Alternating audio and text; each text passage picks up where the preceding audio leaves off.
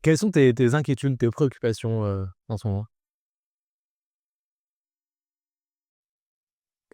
Alors, mais bon, personnellement, bon, j'ai ce truc de juste, faire grandir une entreprise dans un domaine technologique assez compliqué où il y a beaucoup de challenges, industriels, scientifiques, humains et cetera.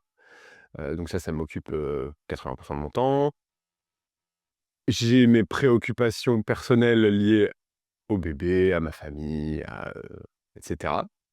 Et ensuite, plus globalement, si c'est la question que tu poses sur, on va dire, l'environnement, social, politique et cetera. Je pense que ce qui m'obsède le plus en ce moment, on n'a pas de budget, donc c'est ça, en fait. C'est le fait que j'ai le sentiment que, le système politico-financier français tient pas, et que tout ce qu'on considère comme étant, solide, stable, fiable, le fait que l'État est là plus ou moins pour notre bien, peut changer. Est-ce que tu as voté aux élections européennes? Oui, Tu as voté pour qui? j'ai voté, alors je suis dans une circonscription où, Ah, aux élections européennes, oui, aux élections européennes. pas de circonscription. C'est vrai qu'il y a pas de circonscription. J'ai voté, oui, c'est vrai, j'avais des je pardon, je confondais avec Législatives. les législatives de juste après. Mais, donc j'ai voté pour, En Marche quoi, OK, le macronistes. OK. Hem, Qu'est-ce que, tu penses, de la pauvreté dans le monde? Est-ce que tu te soucies des gens dans les autres pays? Ouais. Vaste question. Je pense que, en tout cas, l'Europe m'importe beaucoup et je pense que c'est très important qu'on ait des formes de mécanismes de solidarité européenne, qu'on n'a pas du tout aujourd'hui ou très peu. Ensuite, la pauvreté plus lointaine, heu, moins. J'ai le sentiment qu'on a beaucoup de enfin, c'est ce phénomène, tu vois, mais qui est humain, genre où, bah, en fait, effectivement, si ta grand-mère meurt, ça te touche beaucoup. Si la grand-mère de ton voisin meurt, ça te touche un peu moins et s'il y a la grand-mère du garagiste meurt, bon, c'est triste pour lui, mais c'est pas tu te sens pas impliqué, quoi. Tu as moins d'empathie et donc je suis un peu dans cette situation, en fait. Genre, en me disant, par exemple, la pauvreté en France, en Europe est quelque chose sur lequel on peut avoir un impact, sur lequel on peut jouer. La pauvreté dans des pays très lointains où même rien à dire sur leur système d'organisation politique, sur leur système d'organisation financier ou au contraire, ça pourrait être vu comme de l'ingérence. Oui, ça ne m'obsède pas, on va dire. Quelle serait la solution pour, réduire la pauvreté dans le monde?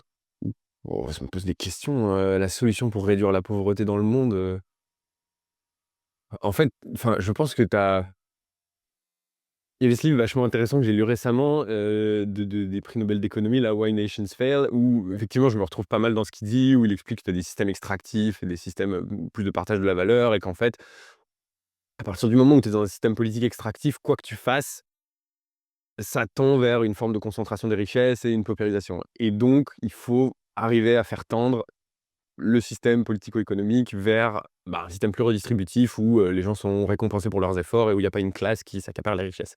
Je pense que montrer l'exemple et arriver à créer des systèmes vertueux, prospères, hem, ouverts, c'est une bonne manière, de guider l'humanité vers une forme de futur souhaitable. C'est la seule technique que j'aurais. Qu'est-ce que tu penses du changement climatique? Je pense que c'est le plus grand défi technique et scientifique du XXIe siècle. Je pense que ça nous confronte un peu à notre propre, à nos pouvoirs, sur la sphère terrestre. On a beaucoup avancé technologiquement, on a beaucoup avancé scientifiquement, à tel point qu'on peut maintenant modifier notre environnement. Maintenant, on est un peu à un point de rupture où il faut voir ce qu'on en fait. Est-ce qu'on arrive à ne pas scier la branche sur laquelle on est assis et à vivre en harmonie ou en tout cas à ne pas détruire notre environnement? Ou est-ce que non et on stagne du coup à un point où, les effets délétères de nos technologies commencent à être supérieurs aux effets positifs? Hem, c'est une des raisons pour lesquelles j'ai monté mon Bacta en fait, c'est vraiment pour permettre, un développement et permettre une abondance soutenable. Hem, donc c'est lié au changement climatique clairement. Mec, ce serait plus facile si tu étais sur la vidéo quand même, hein. Des Béjac. Mmh.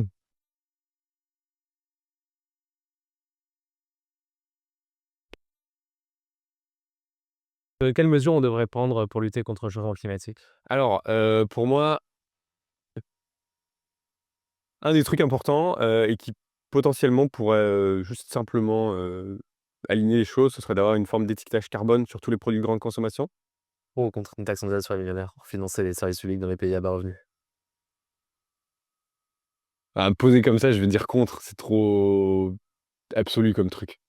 Si on a une façon de garantir que ça finance, éducation et santé, et est-ce que tu serais prêt à contribuer 2 de ton revenu? 2 de mon revenu et on me baisse mes impôts en France? Genre, Non, financement les deux pour retraites? cent. Non, 2 en plus, heu, pour réduire la pauvreté. Si c'est juste des impôts en plus, non. Bon, heu, si ça vient corriger une mécanique, non solidaire où je finance déjà des groupes qui sont plus favorisés dans la société française en l'occurrence, OK. Je vais te décrire, le plan mondial pour le climat, sauf si tu penses que c'est? J'ai une bonne idée, oui. Oui, ça c'est déjà quand je te redis ou pas? Redis-le. D'accord, ouais, non parce que les caméras, ils le savent, ouais. Vu le nombre de fois que je l'ai répété devant. Mais du coup, on plafonne les émissions de CO2 au niveau mondial, Oui. un plafond qui décroît, d'année en année conformément aux accords de Paris, qui introduit un marché carbone, qui permet donc de décarboner, qui augmente le prix des énergies fossiles et les recettes, générées par la vente aux enchères de permis, est utilisée pour verser un revenu de base de 50 € par mois à tous les humains. Mmh. Ce qui induit une redistribution nord-sud, enfin entre riches et pauvres au niveau mondial. Pour ou contre? Bah, sur le principe, j'ai envie de dire pour. Sur le principe pour, ouais. Et quels sont les avantages, les inconvénients, les obstacles, les Hem, je pense que tu auras plus un problème au niveau des pays du Sud qui, eux, voudront émettre, et qui se laisseront pas limiter leurs émissions de CO2 parce qu'aujourd'hui, c'est quand même très lié à la capacité de développement économique et donc en fait, c'est comme, c'est une espèce de mécanique, un peu comme, je sais pas moi, les trucs, les Allemands, ils se mettent des limites sur la dette qu'ils peuvent emprunter et du coup, ça les met, en difficulté quand, ils ont des situations économiques spécifiques. Tu peux pas caper complètement la capacité mondiale d'émission parce qu'on sait jamais ce qui peut se passer. Peut-être qu'à un moment, on aura besoin d'émettre beaucoup pour déployer une technologie qui nous permettra d'émettre zéro, j'en sais rien, tu vois? Imagine demain, on trouve une fusion à froid et en fait, il faut, enfin, limite, tu peux mettre un cap du coup sur, 10 ans plutôt que sur 1 an ou sur un siècle un plutôt domaine de maintenant. problème. Mais, et je pense que le problème sera beaucoup plus parce que les émissions des pays, on va dire développés, décroissent déjà. Donc en fait, tu auras pas d'impact là-dessus. En revanche, tu devras convaincre les pays du Sud de caper leurs émissions. Donc tu auras un problème politique là-dessus. Ensuite, bon, faut décider du rythme, du taux, effectivement, comment est distribué l'argent. Bon, tu as tout un tas d'infrastructures qui genre, sont compliquées à mettre en place et politiquement sont, je pense, très sensibles. Et après, je suis pas certain des effets, encore une fois, parce que, tu donnes c'est un truc de coût marginal, mais tu prends, 50 € à une personne qui gagne pas mal de sous, qui est dans un pays développé. Donc ça veut dire que, bah, la dernière tranche d'émission, elle est assez faible et vu qu'on a par exemple en France, on a un réseau qui est déjà très décarboné, en tout cas du point de vue électrique, ça veut dire que tu consommeras pas beaucoup. Tu le donnes à quelqu'un, qui va cramer du charbon dans, sa maison parce qu'il a besoin de se chauffer et qu'il a besoin de manger et cetera. Ça va augmenter les émissions de CO2 et du coup, ta redistribution, elle peut avoir un effet, pervers. C'est pas juste financier et Ah, donc ça réduirait forcément les émissions de CO2 grâce au plafond. oui, justement, mais c'est là où je reviens à mon premier point, c'est-à-dire que les pays du Sud te diront: «Mais en fait, nous, on veut bien, les sous et on veut bien, la redistribution financière. En revanche, on veut pas être contraint sur les émissions de CO2». Déjà parce que ça forcément, ça implique de limiter la manière dont nos populations peuvent utiliser ces ressources et ensuite ça limite notre propre développement économique parce que derrière, il y a plein de technologies qu'on ne peut pas déployer et c'est un peu le débat dans toutes les COP et dans toutes les conférences sur le climat, c'est de dire: «Mais vous, vous avez pollué, vous avez une responsabilité historique. Nous, on n'a pas encore, pu faire ça et donc laissez-nous cramer du charbon parce que ça va plus vite et qu'on n'a pas le temps et qu'on n'a pas les ressources pour, décarboner notre réseau». En pratique, quand on discute avec, des diplomates, des pays du Sud, c'est eux, ils sont d'accord, c'est plutôt les pays du Nord qui bloquent, un tel accord. Est-ce que tu as des choses à me demander, des choses à ajouter? Heu, non, mais un truc dont tu m'as pas parlé, au début, tu m'as demandé ce qui m'inquiétait et ce qui m'angoissait. En fait, je pense qu'aujourd'hui, un des trucs qui, moi, me bloque sur, on va dire, le consentement à l'impôt, c'est ce truc de comment est-ce que c'est utilisé? Et j'ai le sentiment qu'aujourd'hui, d'un point de vue, national, en France, En fait, la majorité de mes impôts, elles sont utilisées pour, en gros, des gens qui n'en ont pas besoin. Heu, Quand tu regardes, bah, le niveau de vie, des retraités, quand tu regardes, leur capacité d'épargne, quand tu regardes leur patrimoine net et cetera, tu as le sentiment que l'impôt est organisé pour aller d'une classe d'actifs, en gros, productifs, vers des gens qui sont plus productifs, donc qui méritent, voilà, une pension, il y a pas de problème, mais qui en plus de ça, ont les moyens d'épargner et vivent mieux que les actifs. Et donc ce truc-là de transfert, la solidarité, ça me va très bien quand ça va des riches vers les pauvres, j'ai pas de problème avec ça, c'est normal et c'est normal de pas en tirer autant que ce que tu mets.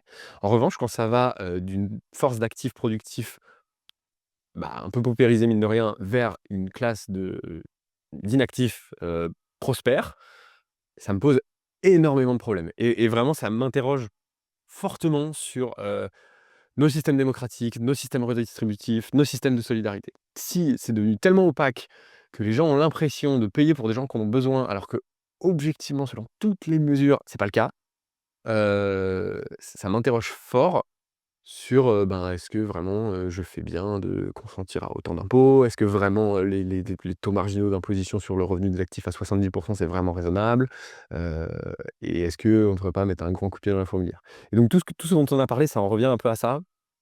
Je pense que c'est hyper important que, quelle que soit la taxe qu'on mette en place, la manière dont c'est utilisé, ce soit un transparent et 2 effectivement qu'on ait l'impression d'aider ou en tout cas de participer à quelqu'un qui à la vie ou à une communauté d'un pays, d'un individu qui soit moins bien doté que nous, moins prospère que nous. Et aujourd'hui, j'ai l'impression que c'est plus le cas et je pense que c'est un des grands problèmes, qui sont pas adressés de par le poids démographique, du groupe en question. Et que en France, c'est un discours politique qui est pas du tout porté et qui nous pose, enfin qui pose des questions assez sérieuses sur l'avenir. Mais tant que c'est pas résolu, on pourra pas rajouter d'impôts.